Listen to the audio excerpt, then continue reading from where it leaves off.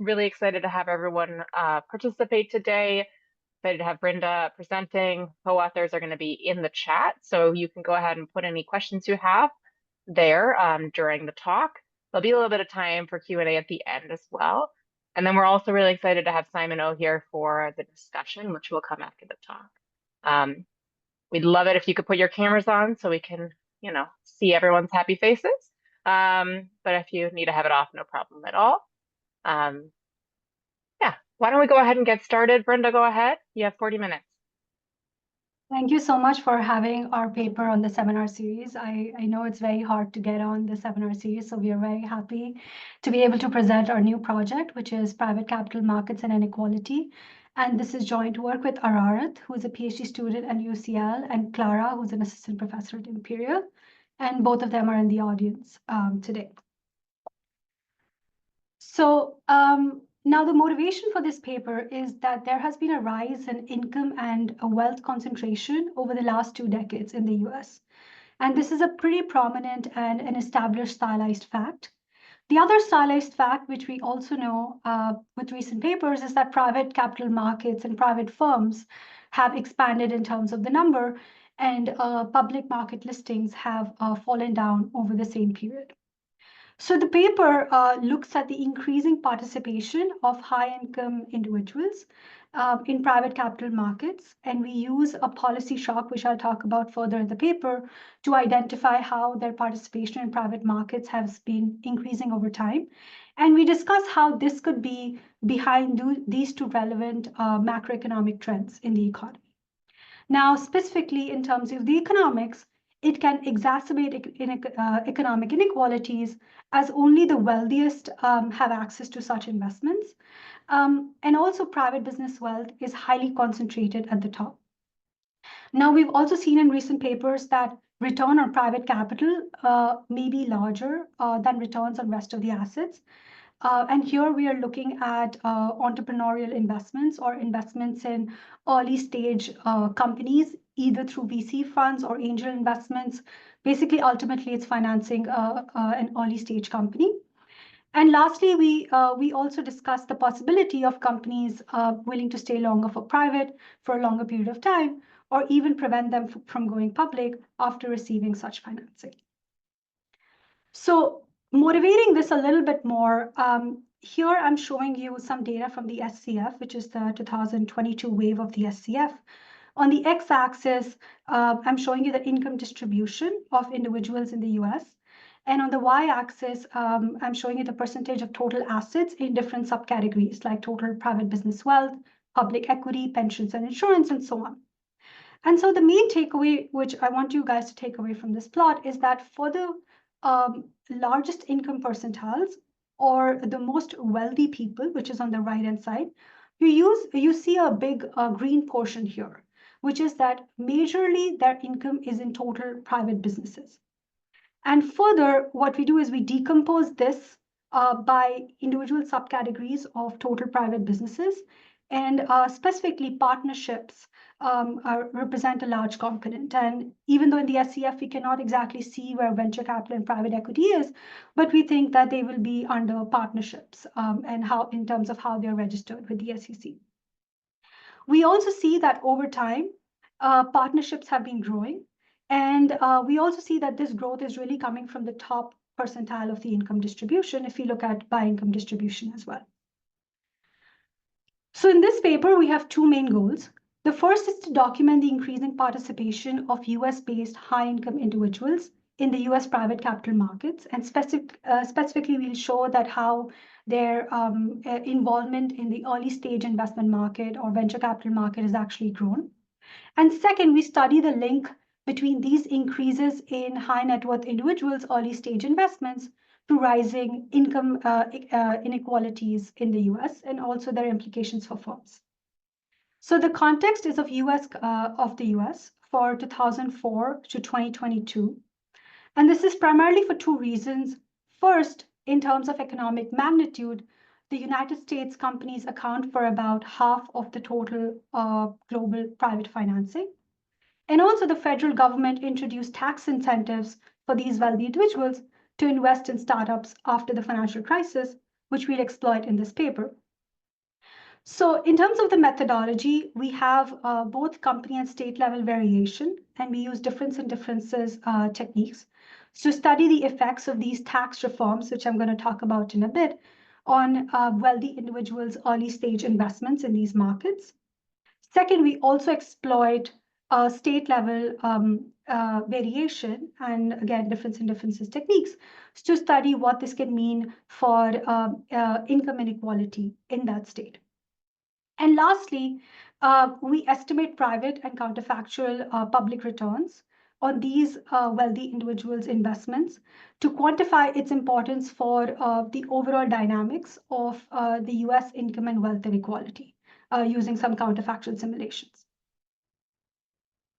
So the main preview of results is that the share of overall financing raised by US startups from US-based high net worth individuals tripled from about 2% to 6% over this period. And this was about 0.4 billion to about 15 billion in 2022. And even though this looks like a small share, but this is a large component of the portfolio of the wealthy individuals and why this is important in our analysis. We also noticed that the capital gains tax reforms, which we'll exploit, explain 20% of the overall growth in the investments by these high net worth individuals between the pre-policy period and the post-policy period. We also noticed that the company stayed private longer by about 4.1% on average in the post-reform period. And the average state level income gap between the wealthy individuals, and here this specifically means the top 0.5 percentile of income earners in that state, relative to the other income earners, which is the bottom 99.5 percentile of income earners, increased by 6%. And a large part of it is driven by capital gains tax, capital gains.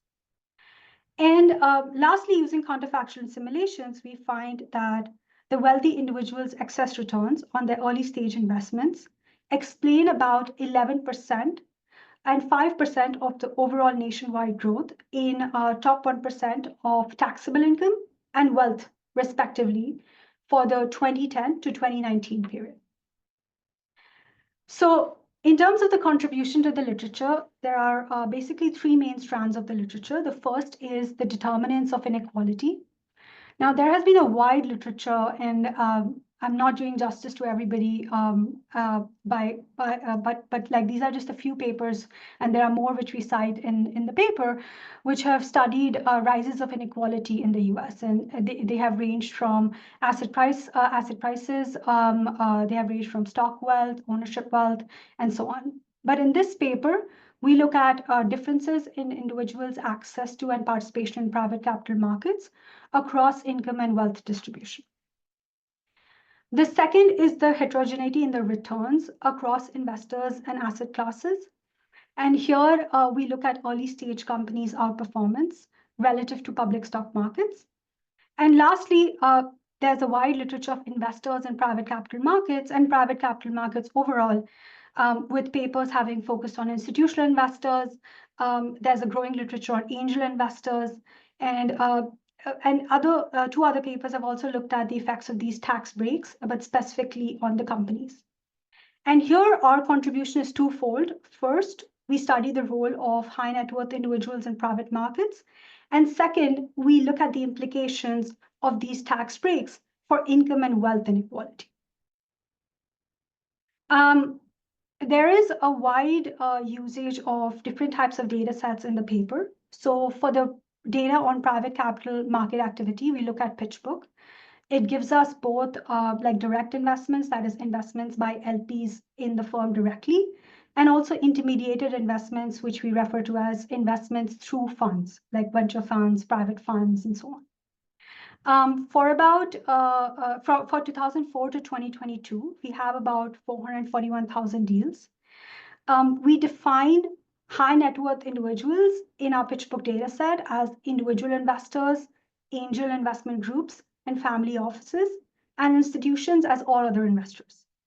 And then we also use the data on changing valuations for a particular company across deals for our returns methodology, and also data on specifics about the company, like which industry they are in, their financing history, and so on, to determine companies which are QSBS eligible versus those which are non-QSBS eligible, which is the policy which we will exploit in the paper. In terms of the inequality data sets, we first get a list of a number of accredited investors residing in each US state from this paper by Suss et al. In 2024. And we asked them to give us estimates of households who qualify our accredited investor threshold. So we are very grateful for them to doing this like estimation for us and sharing their data with us. We also look at other data sets for this wealth database, like Phoenix Market Cost, the Forbes 400 data set. We pretty much see that their estimates align with these other data sets of wealthy individuals. We use the statistics of income IRS tax tabulations, which gives us aggregated adjusted gross incomes, and we interpolate that using a generalized interpolation method, which is standard in the inequality literature, to construct individual level income distributions for each state for each year, and to decompose that into different components like labor income, capital income, realized capital gains. And we also use a survey of consumer finances for our wealth counterfactual analysis. So just to establish the main facts which we see in the data, first, total private investments have increased dramatically over the past decade. Like this has grown from about 190 billion to about 670 billion in the US. And within this, high net worth individuals' participation has increased dramatically, and we see that this is mainly coming from early stage investments. So this consists of both angel investments and investments through a venture fund. So that's why we're calling them early stage, because they're ultimately financing companies which are earlier in stage versus mature financing by private equity. And even in terms of the number of investors, which has increased over time, we see that the number of high-income individuals investing in US companies has increased a lot over the past years. Even in terms of the share of financing with by wealthy individuals in startup financing has increased over time. Like, as you can see, the share has increased from 2% to 6%. And this is primarily in early stage financing.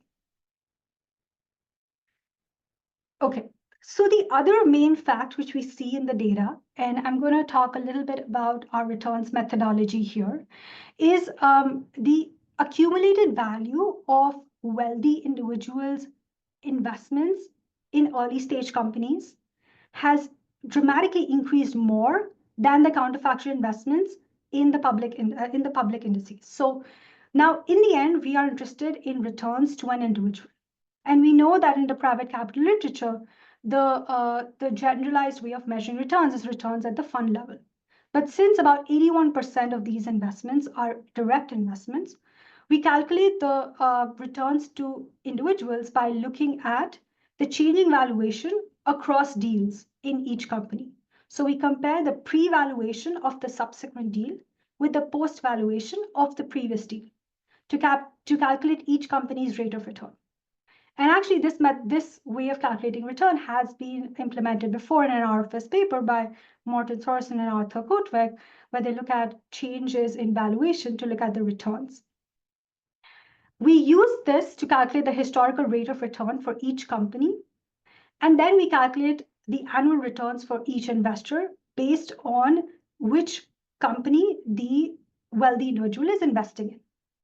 And as we are all familiar with PitchBook data, that there are a lot of missing valuations in the data set. So we tried a couple of different methodologies to impute these valuations, and our results are robust to those.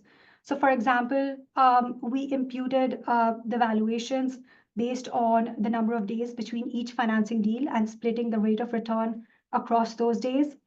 We also had a very pessimistic valuation imputation where we just assume that those companies just don't exist and they go bankrupt if we don't see valuations. And we also implemented a more realistic valuation where we took the valuations which we see for the deals, we regress them on observable characteristics, we back out the betas, and then we use those betas to calculate estimated valuations for missing companies. So we did a bunch of different imputations, and our results are robust to those, and there are more details in the paper.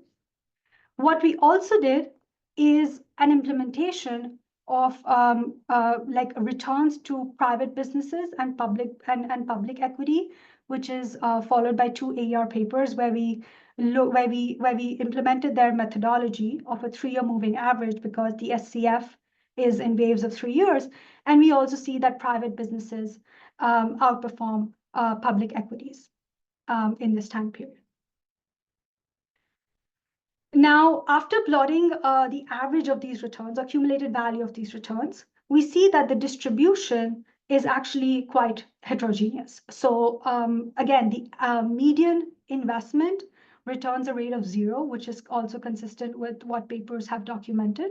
So there's a wide variation in the individuals doing really well versus the individuals doing really poorly in their early stage investments. Okay. So now the institutional setting here. So the law which we're going to exploit is the following. So Obama administration implemented during the 2008 crisis reforms about QSBS capital gains tax exemption. So the aim of this policy was to help growing businesses or small businesses and to make it easier for wealthy individuals to finance them. So the qualified small business stock capital gains tax exemption had the following rules. So it was a personal income tax exemption on capital gains, which was obtained from a sale of qualified small business stock. And that maximum capital gain could be $10 million or 10 times the basis of the stock. And to be qualified as a small business, specifically 3 important criteria need to be satisfied. First, it should be a C corporation, which is domestically incorporated in the US. Second, it should have less than 50 million in gross assets immediately after the issuance of the stock. And third, it should be in a specific company. And the investors need to be qualified or accredited investors. And there are further details in the paper, but basically individuals who have income above $200,000 in this year, means in the current year or 2 years preceding the current year, could be an accredited investor. And how does this law affect our analysis? So the first introduction of QSBS exemption was at the rate of 50% in 1993. But the American Recovery and Reinvestment Act temporarily raised this exemption from 50% to 75% until the end of 2010. And then the Small Business Jobs Act raised this exemption to 100%. It was repealed, but then it was retroactively put back to 100%, and it was made permanent in the 2015 Act. So this is how the net benefit rate or the tax wedge, which we call in the paper, looks at. So intuitively, what this is telling you is that if you were to invest in a QSBS investment versus any other stock investment, what is the benefit or the tax wedge which you would get? And this is a complicated formula, but basically, like the intuition here is there is some long-term capital gains tax rate which you pay. There's some net investment income tax rate you pay. And then there are a bunch of exclusions. So what this policy did is that it rose the exclusion. So when the exclusion increases, the benefit rate increases. So as you see that, for example, in 2015, this exclusion was 100%. So then you see that the net benefit rate or the tax wedge was the maximum after the 2015 period. So we looked at the raw data, and we also see that just by plotting the raw data, we see that the investments by US individuals in US companies rose right after when these tax policies were implemented. And we then go on to do a more like formal analysis, first at the firm level and then at the state level. So at the firm level, we compare companies which were QSBS exempted with those companies which are not QSBS exempted. And we looked at the difference in difference analysis. We have your fixed effects, company fixed effects. We have size times your fixed effects, industry times your, corporation times your. And we tried a bunch of different, like we removed some fixed effects, and we see that our results are pretty much robust to different variations of these fixed effects. What we see is that post the policy, the probability that high net worth individuals invest in these companies rose by 1.9 percentage point, which is about a 50% increase relative to the pre-reform period. So the pre-reform average was about 2%. The post-reform is close to about 4%. We also see that these companies stay private for longer. So this is the probability of them staying private, would increase by about 4.1% in the post-reform period. And we also see that the probability of them being acquired is less. So this decreased by about 10.2 percentage points. And the probability of them going bankrupt is also less, which is about by 2.7 percentage points. So overall, high net worth individuals invest more. These companies stay private for longer, means they go public less, and they also don't go that bankrupt that often. Now, moving on to the state level analysis, because again, we want to look at, in the end, what this can mean for income inequality at the state level. Now, we rely on the number of resident accredited investors as a proxy for the number of resident high net worth individuals who could potentially invest in early stage companies. So if you think about it, the reforms should affect those states more where more high net worth individuals are residing, which have a higher ex ante proportion of accredited investors, right? So if there are more investors in California, then the reform should affect that investor more. So what we could potentially do is run a difference in difference specification that, look, there is this number of millionaires in that state before the policy. There's a post period, their state and your fixed effects, and what happens to the $1 million of investments by those high net worth individuals. So intuitively, what we are looking at is how does the slope change? So here on the x-axis, I'm plotting the number of resident millionaires in 2008. On the y-axis, I'm plotting the average number of investments in the pre-reform and the post-reform period. So if the distribution of the wealthy individuals stay consistent, right, we are basically saying that the states which had more wealthy individuals will have more investments by those individuals. So California will see a higher investments than, say, North Dakota. But however, there is obviously threats to identification here. So high net worth individuals have home bias. So for example, here you can see that high net worth individuals in California will invest more in California, because here on the x-axis, I'm showing you the states. On the y-axis, I'm showing you the percentage of investments within the state. And there can be other threats, like, for example, high net worth individuals can relocate in states just to get exclusive access to opportunities. And maybe some states have more startups, and hence there are more investments in those states. So to circumvent those kind of threats to identification, we employ a triple diff, which is the main identification strategy in the paper, where we interact the post and the pre-policy number of millionaires with the resident high net worth individual dummy. So basically, this dummy takes the value 1 if the category is by resident high net worth individual, and 0 if it's, say, non-resident high net worth individuals, non-resident institutions, resident institutions, and so on. And we specifically look at in-state investments because there is home bias. So we are like, we'll just look at within the states, and we look at whether high income individuals perform differently, means invest differently after this policy. So this is again the raw data. We see that investments by high net worth individuals started diverging from investments by other investors post the reforms. And this is more in terms of a triple diff analysis. So this is when the reforms started getting implemented. This is when some of the reforms were taken back, but then this is when the reforms were made permanent. That is, the capital gains tax exclusion was made permanent. And we see this difference in difference patterns post the reform evolve accordingly. Now, to further break it down, when looking at resident investors and looking at other investors, means this is a difference in difference, but now with two different groups of types of investors. The resident investors invest more within the state versus the other investors, right? This is also after controlling for interacted state by your fixed effects. To also account for the fact that this is not only about tech states, say California has more investment opportunities than other states. We remove 9 tech hubs, and we again see similar patterns go through. And we did a bunch of different robustness by removing some states or the other, and there are more details in the paper about that.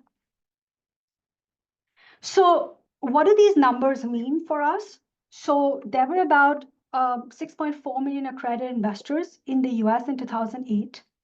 And the beta estimate for the post period is 0.457. So this means about a 1.3 billion annual increase in early stage firm financing by high net worth individuals. Since the total increase between the post and the pre-period was about 6.4 billion, so this means about a 20% increase driven by this estimate, which we estimate. Now, in the next part of the paper, we discuss what this can mean for inequality within that state. So the idea behind this is that if resident high net worth individuals increase their investments within the state, and these high net worth individuals earned higher returns relative to the public market returns or other opportunities which they had with themselves, following a 5-year delay, and this is because you have to hold the stock for 5 years to get the capital gains tax exemption, then we should see increases in income inequality. And especially this should come from increases in capital gains and not any other part of inequality, if this policy is actually in place. So in every state, we consider the top 0.5% of income earners. And this is not arbitrary because this 0.5% captures accredited investors in each state based on our accredited investor definition released by the SEC. So we are confident that top 0.5% of the income earners in each state and each year will satisfy the accredited investor definition. And then we look at log of income in top 0.5 percentile with the bottom 99 percentile and so on. And then we have the post dummy here. We have the number of millionaires before the policy. We have state by percentile, percentile by year, and state by year fixed effects. So here I'm on the y-axis, I'm showing the relative change in the income of the top 0.5 percentile. That is, it is the income, the log income, the log average income of the top 0.5 percentile minus the log average income of the bottom 99.5 percentile. And we see that with the lag, this has been increasing over time, right? So it's insignificant here, but with the lag, this becomes significant in the future. And specifically, we see that this increase is coming from the top 0.5 percentile versus the bottom 99.5 percentile. Means the rich are getting richer versus the poor getting poorer. Right? That is what this chart means. And when we further break this down by different types of income, so here we look at realized capital gains and other income can consist of labor income, for example. We see that this effect is coming from the capital gains. So it is the capital gains tax exemption, which is directly affected by this policy and not other forms of income. And again, we see that it is coming from the rich getting richer.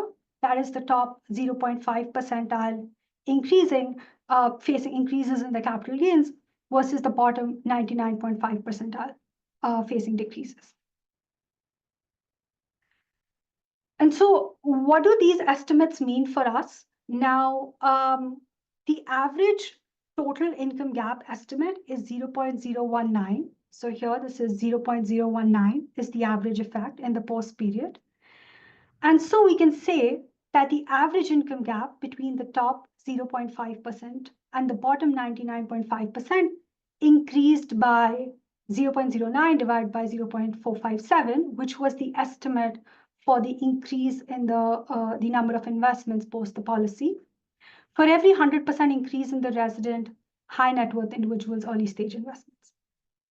And now, since the QSBS reforms increased the wealthy individuals' investments by 1.3 billion relative to the pre-reform average, we can back of the envelope. We can say that this is corresponding to about a 6% increase in income inequality in that state.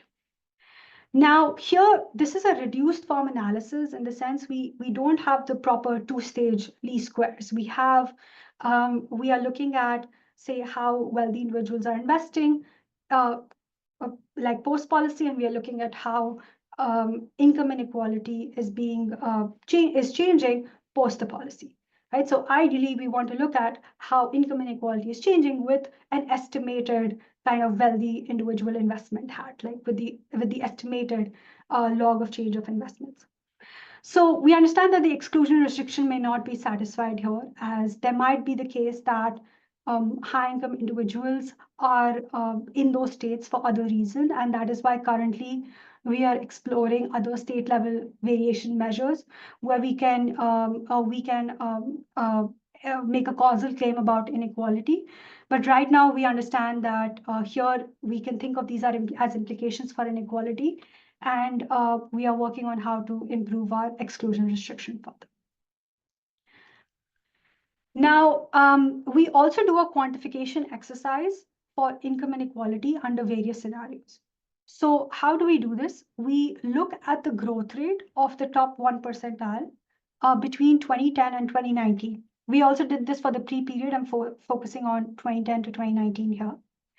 And we looked at the IRS data to see how these growth rates have evolved. So in our baseline estimates, we see that for this period, the top 1% versus the bottom 99% saw a growth of 6.6%.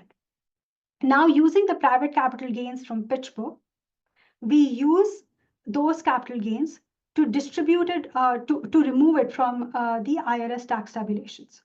Now, IRS does not tell us who the accredited investor is.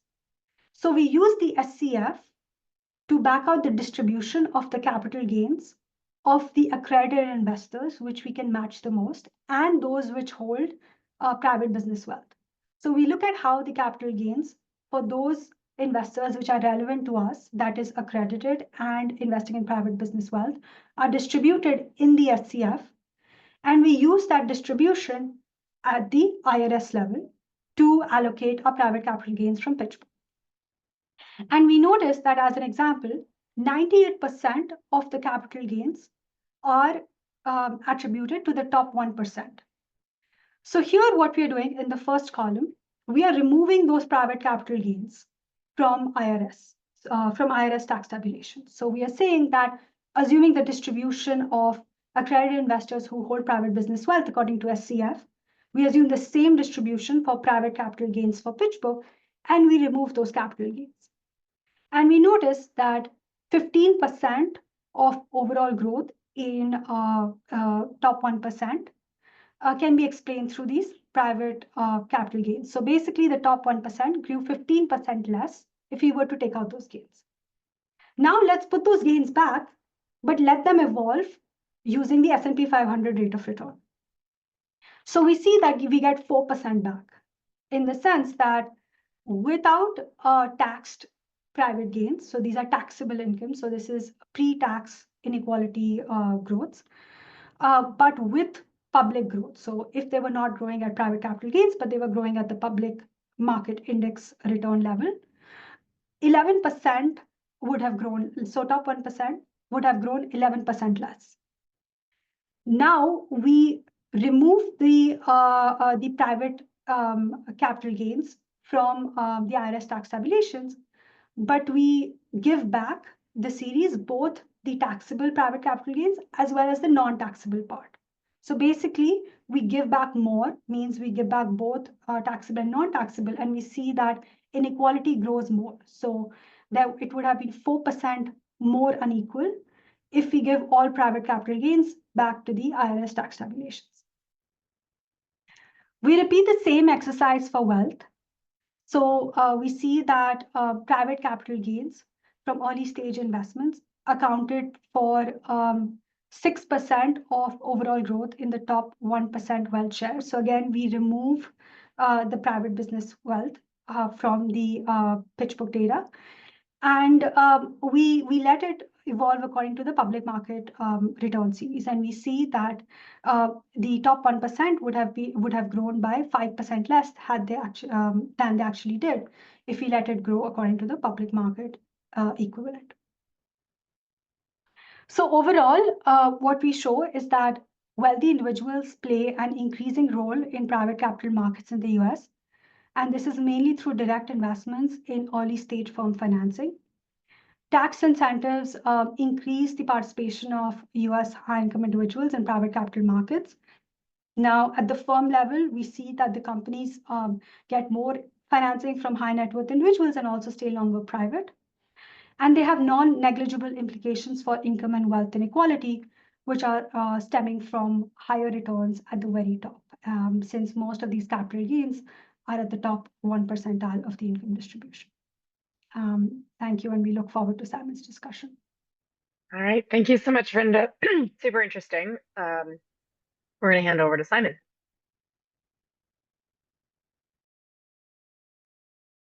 Okay, well, thank you very much for inviting me to discuss this very interesting paper. Just first wanted to say that I've been a big fan of this initiative. I have not traditionally worked in this area, yet I attended many of the seminars and the workshops. So I appreciate all the efforts in continuing this. So let me first start by just reviewing what the authors do. They're really going after this big question that tries to connect two salient macro trends in the past decade or so.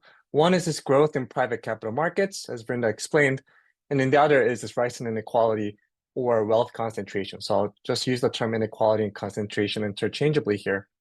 And if you follow the wealth inequality literature, there are a few papers of this flavor. So there's one that connects the rise in wealth concentration to the secular decline in interest rates. So in that sense is how I view this paper. Now, the paper is mostly empirical, so they're going to use data from PitchBook, which, as you know, has been widely used in this literature.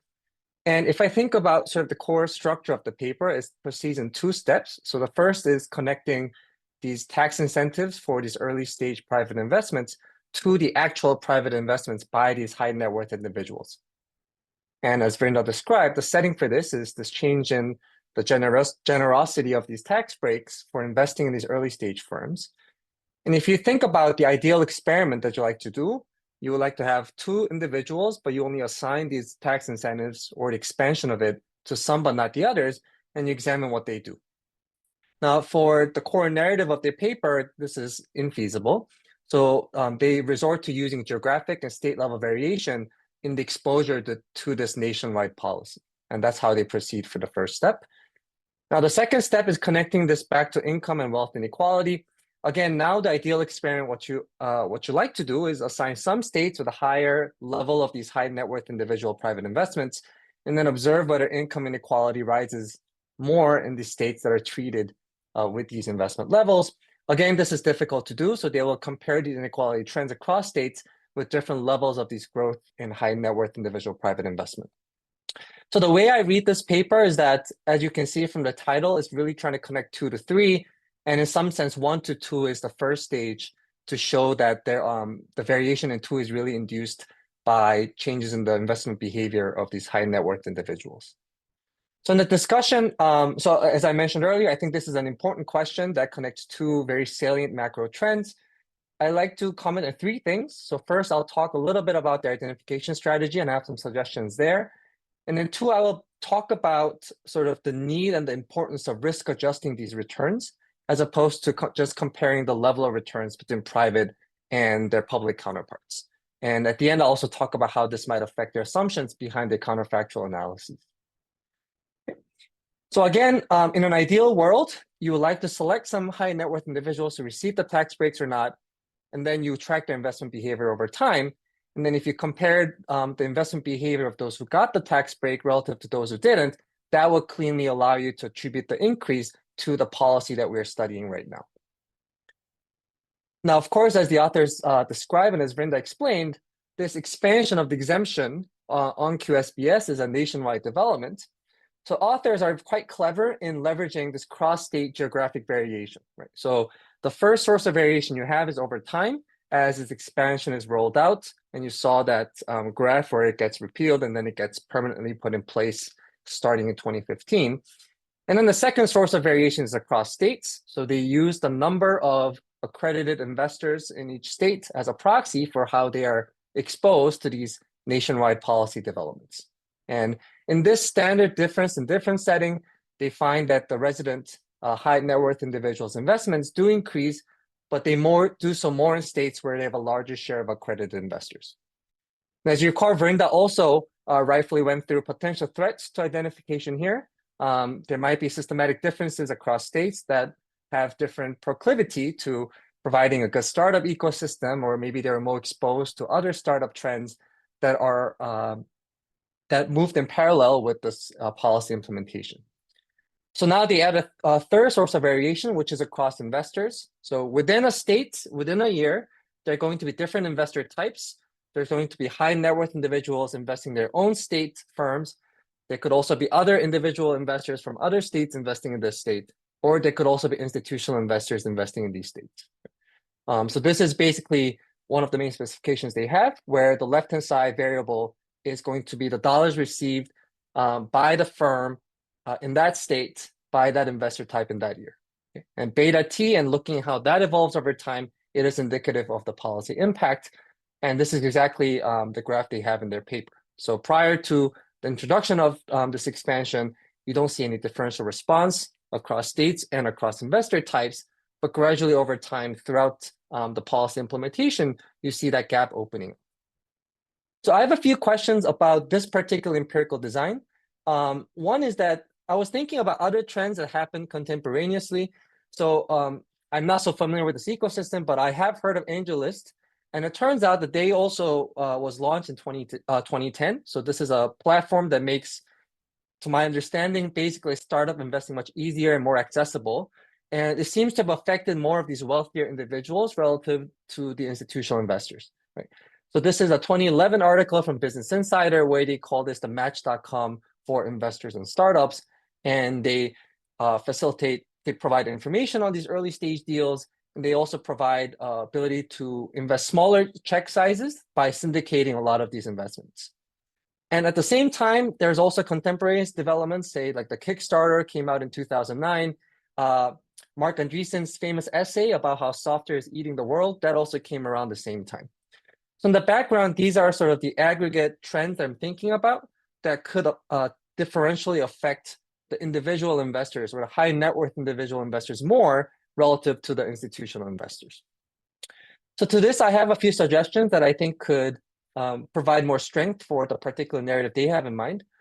First, I was wondering if the authors could use the share of capital coming from these investors in addition to the number of investors, just because just a share of financing coming from the individual investor base could get closer to understanding how dominant they are in the supply of capital for these local firms. Second, I think if I think about how to distinguish this policy implementation from other confounders, maybe there's a differential timing in the rollout of these market infrastructures. So I'm thinking about the fact that maybe if there's a policy that's set in place at the federal level, then the diffusion of this policy to all the states is relatively uniform. It happens pretty quickly. Whereas if it's like a business model or a platform, maybe they face additional hurdles in the rollout of these other states compared to a federal-wide policy. So maybe there's some way to leverage these differential speed of diffusion to disentangle a policy-driven growth in the high net worth individual investments relative to something else that could also affect their tendency to invest. Now, taking a step back, I was also thinking how whether identifying the tax exemption as the reason that drives this growth is actually important for their narrative. If you go back to my earlier structure, they're really interested in this rise of private capital markets and inequality. And this tax exemption is sort of one very well identified way of showing what drives that growth. And I wonder if maybe one way to address this is to tone down on the policy evaluation part of their paper and just sort of take the rise in private capital markets as given and use this as a source of variation to explain how inequality is linked to this policy development. Inequality is linked to the private capital markets developments. So that's my first comment. Second, I wanted to briefly talk about this idea of excess returns from early stage investing. So Vrinda showed you this figure earlier where the paper compares the individual households' returns on their early stage investments relative to this counterfactual returns had they invested in their public capital markets. Now, if I connect this return heterogeneity to the discussion about wealth inequality, so my understanding of the literature is as following. There's been a big debate about what are the major factors that can explain this rise in wealth inequality, and the return heterogeneity has been sort of established as a one dominant force. There are empirical papers that look at like Norwegian data. So the second paper focuses on Norwegian data, and they show that there is a wide return differential across the different wealth distribution. And importantly, the return differential is not absorbed by controlling for risk or any other observables that you think might affect the degree of returns they earn. And then there's also a series of theory papers that argue if you want to generate the level of wealth inequality that we observe currently in equilibrium, you cannot just do that by inequality in labor income. So it really has to come from these inequality in capital income. Right. Now, there's also an adjacent literature that looks at sort of the role of entrepreneurship and differences in risk-taking and how that contributes to wealth inequality. So that's sort of the status I'm thinking about. So I think in the backdrop, I think what's important to provide is to distinguish whether this higher returns, whether it's the compensation for risk or not. Okay. So suppose that excess returns are alpha. What that would imply is that these high net worth individuals, by accessing these early stage investment opportunities, they're earning better returns, not because they're taking on more risk, but because they have access to superior opportunities. Whereas if these excess returns are more beta, then they are just taking on more risk and they're just being compensated for that. I'm bringing this up because if the difference in returns just turns out to be differences in beta, then if I don't have access to these opportunities, I can just use leverage to scale up my investments in public equities and achieve a similar level of Sharpe ratio from public equities alone. So to that, I think one path you can take is in the private equity literature. There's been a huge literature trying to think about how to risk adjust these private equity returns with a lot of the institutional details in mind. So perhaps you can use some of the existing tools like the GPME of Kortwig and Nagel, or the smoothing regressions approach of Greg Brown and co-authors to quantify like to what degree there's alpha in these early stage investing. One could also look at papers, I'm not sure if there are any, that looks at the risk adjusted performance of these particular early stage investing. And that could really provide some clarity on the source of excess returns, which is, in my view, what's really necessary to think about the implications for wealth inequality. On that note, let me finally talk my last comment. So the authors have this counterfactual approach where they compare the accumulated value of early stage investments relative to what they would have earned in public markets. And then they recompute the degree of concentration in this hypothetical world. And they attribute that to the effect of excess returns coming from these early stage investments. So implicit in this particular exercise, I think there are two assumptions that are being made. One is going back to my earlier point about risk adjustment. So when your access to private assets is shut down, generally we think that your optimal risky portfolio would change, and that will lead to a higher exposure to public equities to restore the risk return trade-off. In my view, again, the risk adjustment is necessary to figure out whether the dollar allocation would actually increase or whether decrease or whether it would be unchanged relative to what you originally had in your private equity portfolio. Okay. So that's so one suggestion I have here is when you are doing this reallocation exercise, maybe what you can do is you can try to keep, instead of keeping the dollar wealth fixed, which is what we are doing right now by shifting the same dollar amount from private to public, You can also try to keep the risk exposures fixed and see what that will look like if you move away from private to public, and then you can figure out how wealth changes in response to that. Okay, so that's the first implicit assumption in this exercise. The second implicit assumption is that the public equities is the natural alternative. So in this paper, Quebec et al., they have this figure by wealth groups on the assets they hold. So if you look at the left panel on the far right column here, these are the wealthiest individuals. And you can see that as individuals get wealthier, their allocation to alternatives goes up. They also invest more in these municipal bonds, as you can see in the orange here.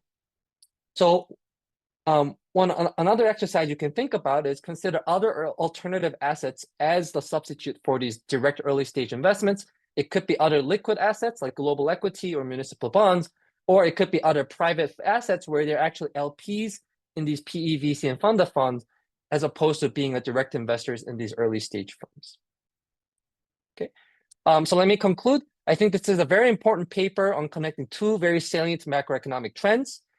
The punchline of the paper is that there is a federal tax policy that increased their increase the degree of these early stage private investments, which generates access to returns and amplifies inequality.